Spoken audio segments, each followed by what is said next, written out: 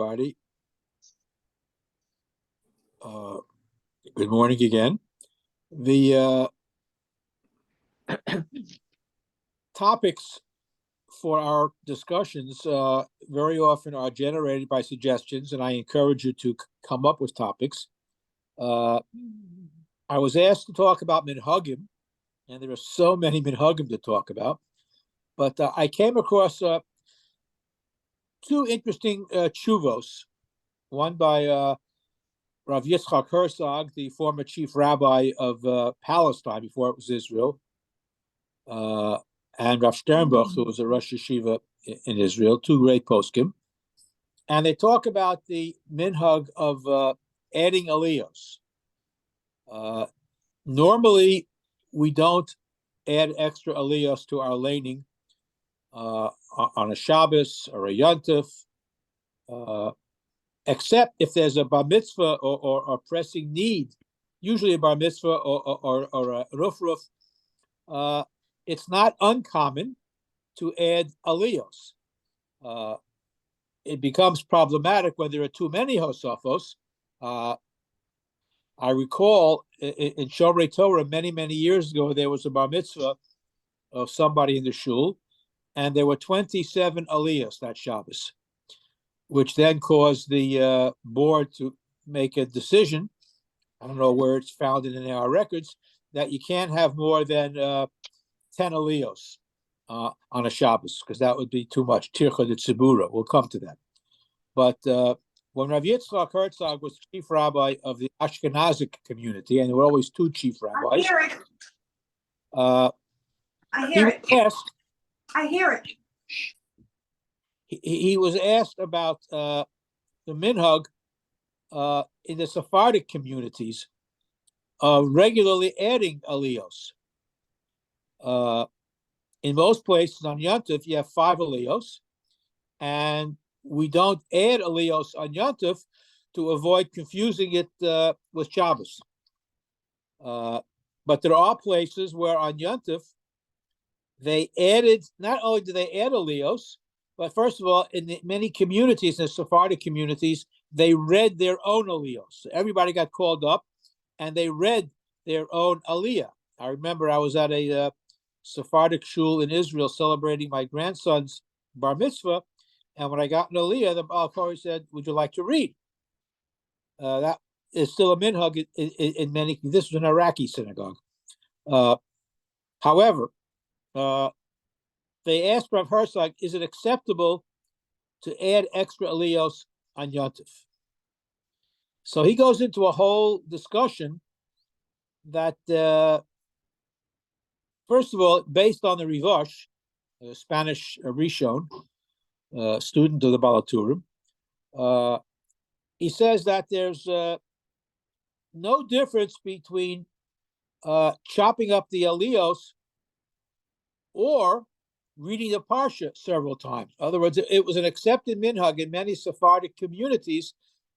Instead of chopping up the aliyos and making every 3 psukim making a stop, they would just read the parsha over and over again until everybody who had to get an aliyah for whatever reason got their aliyah, which we, by the way, do on Simchas Torah. I mean, what's the pressing need? There's no real need. I mean, there's no bar mitzvah or kibudim are involved. It's just that we want everybody to get an aliyah on Simchas Torah, so we read it over and over again. And one of the proofs that he brings in, yes, is not no consideration about a bracha b'tola if we've already read it and we're going to say the bracha again and again and again. So the answer is, the short answer is no, because that discussion was already decided originally. In the very early periods of Jewish history, the Kohen made the first bracha, Asher Baruch Banu, and then everybody just got called up to read their aliyah, and the last person said the last bracha, Asher Nosan Lo Torah, said the second bracha. Mm-hmm. So that apparently was never a concern. And the fact is, look at what we do at Simchas Torah. Everybody gets an aliyah, everybody makes a bracha, And there's not even a concern in the most situations, which is raised by some Mefarshim, of Tirchut Tzibura. If it goes on too long, I guess the rabbi would say, okay, all right, it's enough already, because people, davening is being extended too long. But Tirchut Tzibura is not really raised as a halakhic issue.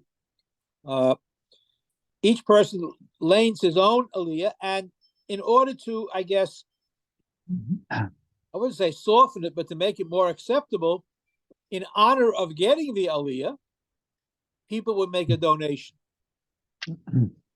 And this was considered normal. You didn't have to be, the Gabbai didn't have to say Ba'avor Shenodar when he makes a Mishaberach. Because it was standard. The fact that you're interrupting the normal flow of the Kriyas HaTorah is in itself worthy of recognition by supporting the school in some way. Just parenthetically, I should add that in earlier years, the major donation was candles, because you didn't have electricity in shuls. The shuls were open all night long for learning. So the best thing you could do to a shul is to illuminate it. People can read, can learn at night. So people donate candles. This minhag is carried through in many Sephardic shuls. If you go to a Sephardic shul, very often, in addition to the regular lighting fixtures on the ceiling, you'll see many, many, many chandeliers throughout the shul, because they still go into when they get an aliyah on a special occasion, they'll donate a small chandelier. And you go into some of the big Sephardic shuls, and they're awash with light, because in addition to the regular lighting, there are so many little chandeliers all over the place, and they still do that. Again, parenthetically, as we're talking about that, Rav Stern was asked, what's the minimum aliyah gift that you should offer? As people in certain shuls, it's expected. Everybody gets an aliyah, has to make a donation. That's just operating understanding. You can't get up there and say, Ba'avor Shnodar Matana LaBeis HaKnesses, he paskins. You can't say that, because that's being disrespectful to the honor of the Torah. It says the minimum amount, and he's living in Israel, is 18 shekel. If you give 18 shkolim, that's a minimum amount as a respectful donation to the shul in honor of you receiving the Torah. Because again, if you understand what an aliyah is, Kriyas HaTorah, the public reading of the Torah, is essentially God speaking to the Jewish people. So if you are participating and assisting that mitzvah for taking place, it's an honor. So you should respectfully donate an appropriate amount. And minimum, he says, is 18 shkolim in Israel, or I guess high dollars in America. But the Rivash permits all of these additional hosafos, and that's what Rav Herzog paskins. Now, the Rivash is living in Spain, and Rav Herzog was paskening for the Ashkenazi communities, and his proof is the Kriyas HaTorah that we read on Hanukkah. On a Hanukkah, we read the karbanos for, let's say, the first day and the second day on the first aliyah, and then the third aliyah repeats the first two. So you're actually, in order to get in the number of psukim that you have to read, they repeat the first two aliyahs in the third aliyah. And this goes according to many, many Rishonim, which means that they accepted Hosafos. One of the issues that's raised is a halachic issue called Lo Sisgodudu. Lo Sisgodudu simply means that there shouldn't be disunity among Jewish practices. You can't do one thing differently from the rest of the community. And Rav Herzog says, you have to understand the halacha. Lo Sisgodudu means you can't have different minhagim when it comes to halachic practices. But when you're dealing with minhagim as minhagim, then Lo Sisgodudu doesn't apply. So he I wouldn't say he endorses, but he allows making extra aliyahs if there is a legitimate need. And the sources seem to support this. there's one source that talks about adding extra aliyos on Yom Kippur. On Yom Kippur, in order to raise money for a certain, either it was a charitable cause or it was Pidyon Shavuyim. I forget which one it was. And then he doesn't remember it either. But clearly, there's halachic weight to redeeming captives or for a major mitzvah. And therefore, more aliyos were needed to raise money. Just to raise money, I guess, was difficult. But if you're getting an honor by being called to the Torah, you have to give a donation. I mean, that's just acceptable practice. So that's how they raise money on Yom Kippur. Rabbi? Yes. I have a question. You said something about that it was that it was not permitted to just say after your aliyah that you were going to give a matana, that's disrespectful. But yes. I have been in shuls where that's done instead of someone giving a monetary amount, which I think is a lot nicer personally, because it's not, there's no quote competition between someone who just gives chai and someone who might give 10 times chai. Yeah, you raise a good point. The fact is, it's a very widespread custom for everybody, or many people, let's just say, Matar L'Beis HaKnesses. And what Sternbuch is saying in his tshuva is that it's disrespectful to do that, even though it might spike competition. But in the end, who benefits? The shul. If a person was going to give $18 and his best friend just got an aliyah and gave $36, he doesn't want to seem like a cheapskate, so he'll do the same thing. Now, should you pressure people to give tzedakah is a separate question. But sometimes that's what's done, and sometimes it works. A lot of times it's not a matter of pressuring, it's or something like that. People have different financial situations. Absolutely. I don't think it's right. Like malbina pnei chavercha b'rabim. It's like, oh, look at that cheapskate. It's not our place to determine how much someone may or may not give. You're opening up a bigger can of worms. I'm sorry. When the Young Israel movement was first founded, and it's nothing like its original intent, but when it was first founded in the aftermath of World War II, when American Orthodoxy was beginning to grow, one of the conditions of being a Young Israel shul, that charter, was that they would not ask for donations for aliyahs. You got an aliyah, and that was it. Nobody would ask you for money. That was a condition of being a Young Israel synagogue. I think that may have changed by now. Shuls need money. Fundraising is tight. If you look at it from the perspective of Rav Sternbuch, it's an honor to receive an aliyah, and therefore you should respond appropriately if that's how you understand the aliyah. You're allowing the word of God to be heard publicly, and that's a schus. So you should therefore make a donation in the honor of that privilege that you're being accorded. If a person can't afford to give $18, he can always decline the honor. But there should, again, I'm not posting la halacha. I'm just telling you, Rav Herzog says you can have multiple aliyahs, and Rav Sternbuch says if you're getting an aliyah, the minimum donation to be respectful is 18 shekel. Yes. I don't think it's a problem if you say matana, but then I think the shul should be giving you an envelope to help you facilitate that you're going to give it, because a lot of times it's very easy to say matana and then you forget about it. Right. You kind of made a neder up there, and the shul should basically help you make sure that you do it.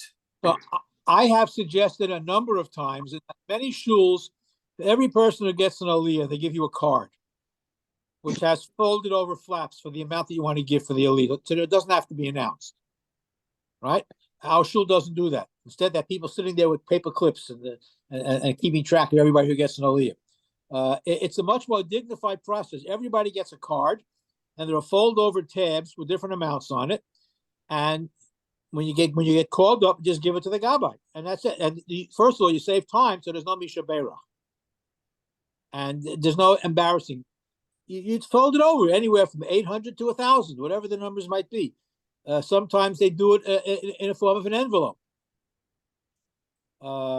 There are many dignified ways to do it. We don't want to embarrass anybody, and it depends how you view the aliyah process. If you're looking at the aliyah as not so much as honoring you, but you honoring the Torah, then your perspective changes. Now, allowing hosafos can be looked at in two ways. It means it's more opportunities to hear the Torah being read. On the other hand, it could be tircha de sabura, inconveniencing people by lengthening the service. Are you honoring the Torah? Is the Torah honoring you? And that's an issue of perspective. In the Sephardic communities, it was done up to a point, and Ashkenazi communities do it primarily on Simchas Torah. We don't do it on Yontif, although that was permissible. And the goal is that there should be some type of communal harmony. But as I say, there are different communities grow up with different traditions. Adding aliyah, I mean, we do it today if there's a bar mitzvah or if there's an ufruf, but you have to do it with seichel. I mean, you can't add 25 extra aliyos on a Shabbos morning because people will get very antsy. And it's unfair to everybody else. How you develop the system, who gets kibudim, you have all the machatonim there, and you have in-laws and relatives and people from out of town. The philosophy that I have to give him an aliyah because he traveled so far to be here, there's something wrong with that perspective, I think. There's something wrong with that perspective. But again, la halacha, there's no problem with it. It's just a question of minhag. We do it on Simchas Torah. We do it on Hanukkah by repeating the first two aliyahs in the third aliyah every day of Hanukkah. So it's not something that doesn't have a basis.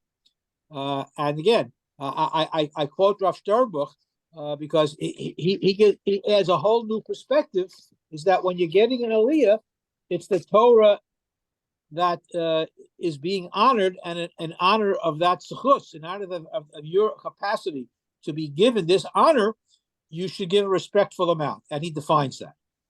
So saying I'm a matana, I understand the pros and cons of it. I'm just quoting what Rav Sternbuch has to say.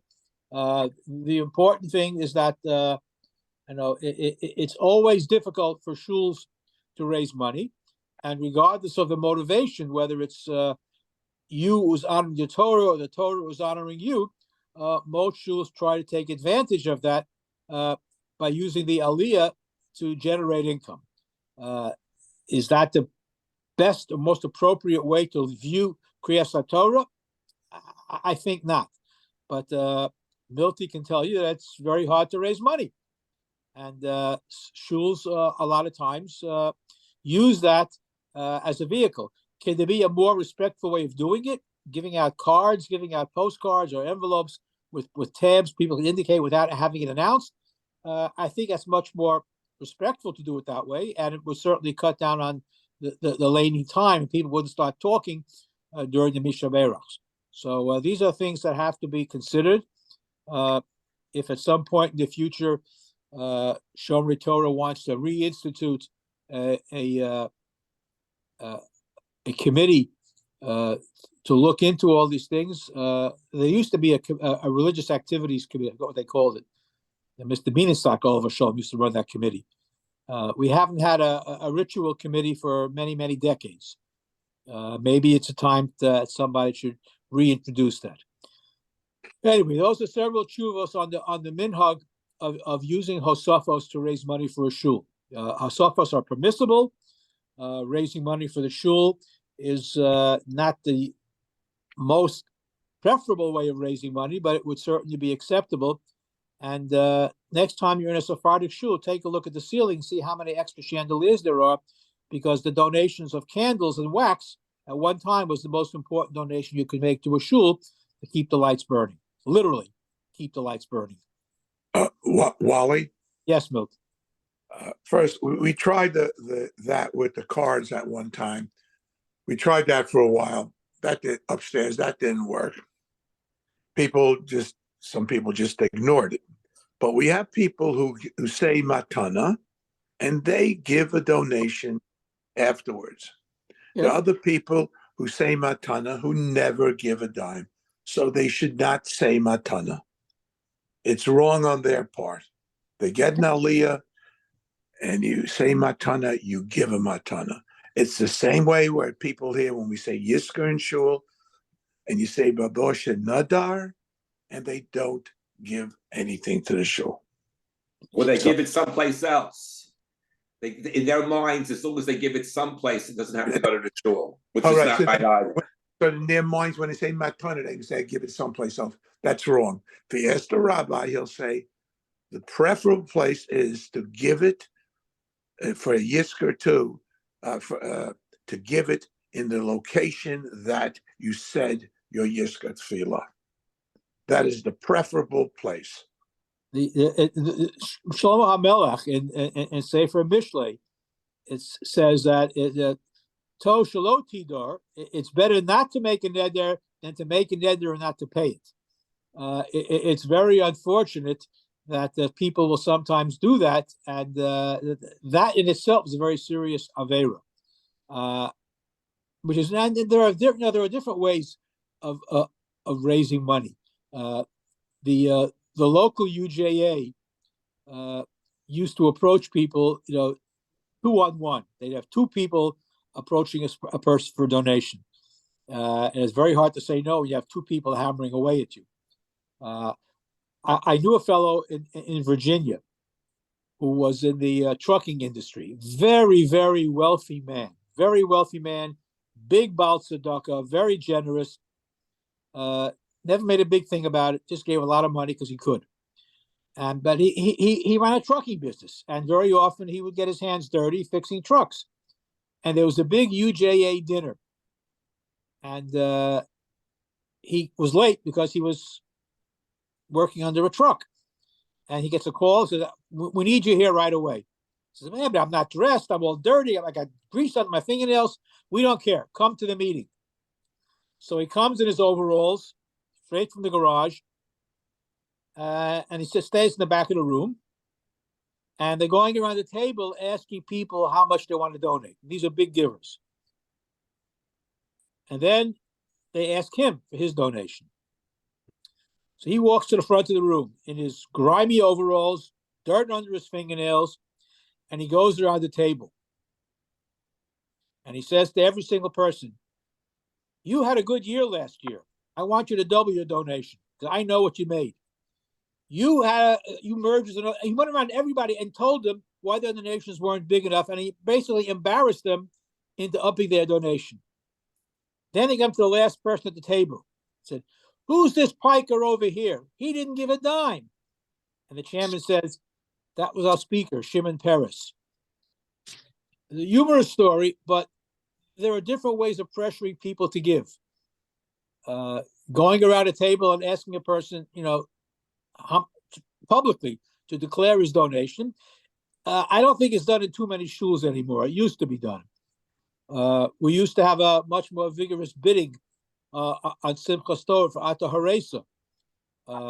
It started out when we were across the street in 1973.